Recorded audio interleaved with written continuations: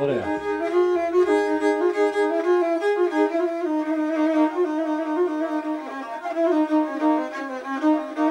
Αυτά τα τραγούδισε ο πατέρας μου. Να. Όσοι τη με μπούγω, γιολαρίγε,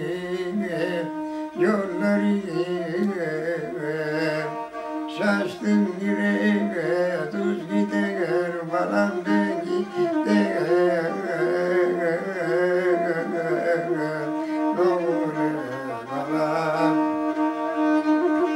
όσου τα γλερού, ορμάλι τίγε, τσιτσέισο, ορμάλι τίγε, παλάμσο, ορμάλι τίγε.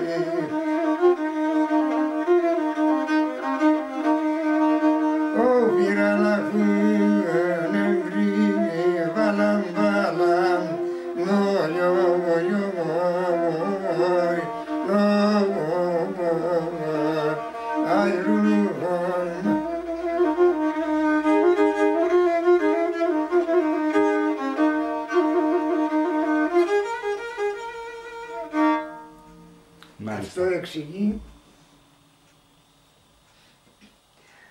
αυτά τα βουνά να μην υπήρχαν, τα λουλούδια να μην παρενόταν. Ένας Θεός υπάρχει, ο χωρισμός να μην υπήρχε. Αυτό και Σπύρο είναι ο πόνος του ανθρώπου. Έτσι. Αλλά πώς θα γίνει, ας πούμε τα βουνά να μην υπάρχουν, τα λουλούδια να μην μαθαίνονται, δεν γίνεται. Δεν γίνεται.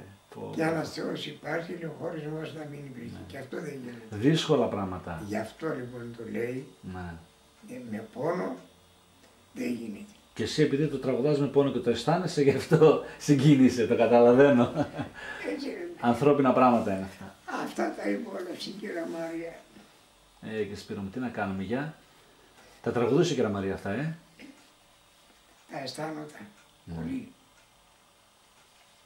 Η κυρία Μαρία από την πατρίδα πού είναι?